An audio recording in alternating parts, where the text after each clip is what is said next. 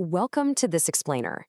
Today, we're diving into what is, without a doubt, one of the absolute most desperate, terrifying, and ultimately defining moments in modern business history. It's so easy nowadays to look at these massive, industry-dominating companies and just assume their path to success was this straight, perfectly calculated line.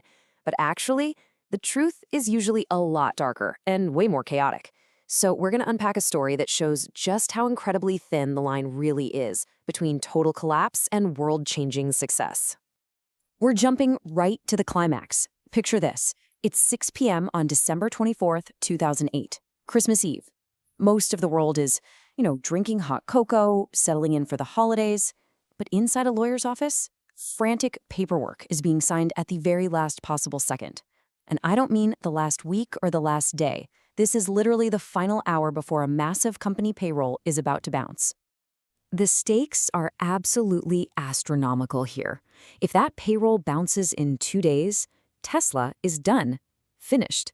Elon Musk had basically taken his entire PayPal fortune and drained it into two companies that were dying at the exact same time.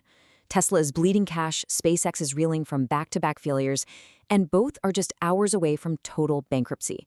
The pressure in that room must have been suffocating. Which brings us to Section 1, the Christmas Eve cliffhanger. We are quite literally on the edge of collapse here. But to really get how we reached the cinematic ticking clock scenario, we need to look at Section 2, the audacious electric premise. You really can't understand the desperation of 2008 without understanding the sheer audacity of Tesla's founding mission back in 2004. Think back to the mid-2000s. The whole auto industry pretty much viewed electric cars as a total joke, right? Glorified golf carts, pitiful compliance vehicles, these quirky science projects where you had to compromise on absolutely everything. But Tesla, they were built on the exact opposite premise. When Musk came in as an early investor and chairman, he bet that EVs could actually be highly desirable, fast, beautiful, aspirational, something you'd actually crave driving. And the master plan was brilliant in its simplicity. Step 1, build a high-performance sports car, the Roadster, to hook wealthy early adopters. Step 2, use that cash and the manufacturing experience to build progressively cheaper cars.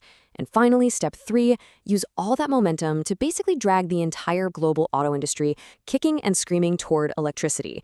But as they found out the hard way, building a car company from scratch is unbelievably capital-intensive.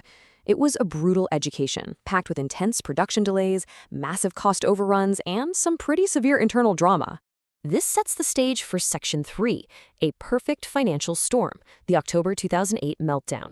Now, the timing of Musk taking over as CEO in October 2008 literally could not have been worse. Tesla desperately needed emergency cash at the exact moment the global financial system was essentially melting down. Investors were sprinting away from anything even remotely risky. And honestly, what's riskier than an unprofitable electric car startup during the worst financial crisis since the Great Depression? Plus, Musk's other venture, SpaceX, was facing its own extinction event over in LA after 3 consecutive Falcon 1 rocket launch failures. They were down to their very last launch attempt. The walls were literally closing in from every single direction. All of this pressure culminates in Section 4, the midnight wire.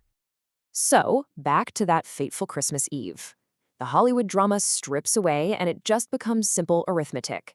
The bank accounts are empty.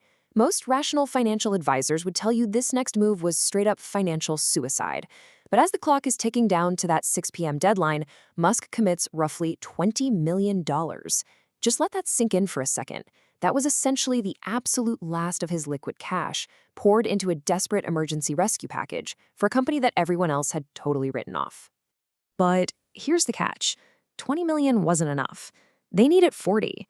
And ironically, that terrifying Christmas Eve deadline acted like this bizarre medicine. It forced the existing investors to stop dragging their feet, stop hedging for better terms, and make a binary choice. Because Musk pushed all his remaining chips into the middle of the table, the investors matched his cash to close that $40 million round.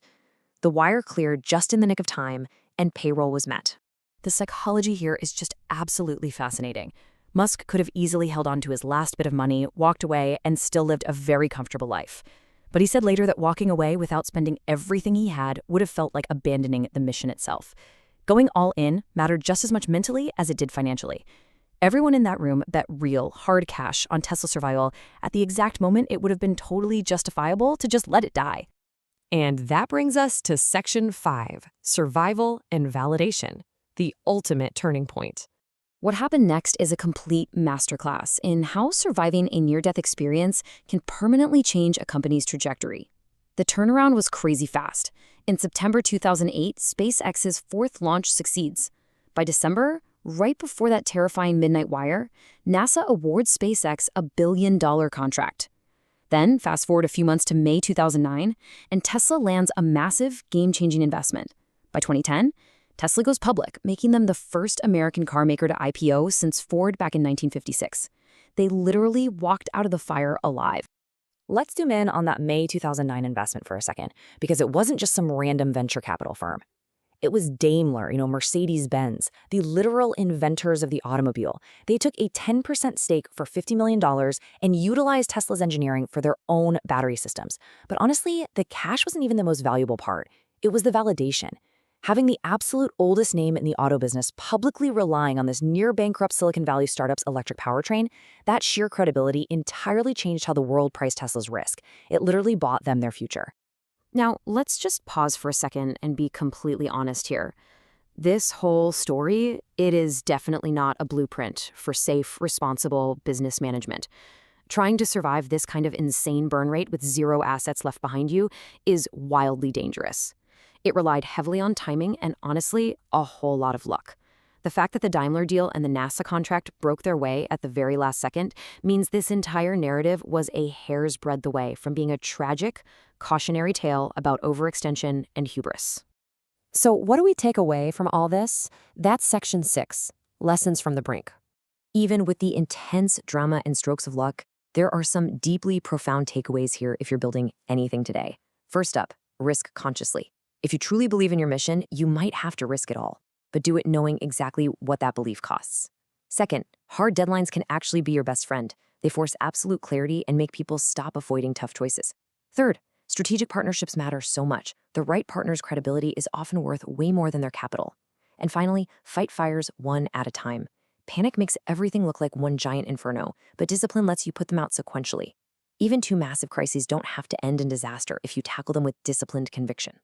Ultimately, the real lesson buried inside that last-second wire transfer has nothing to do with electric cars. It's all about conviction.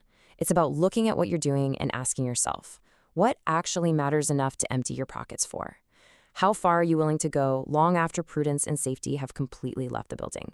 Because when you're building something genuinely new, the biggest leaps almost always start with that smallest, shakiest first step right on the edge of the cliff.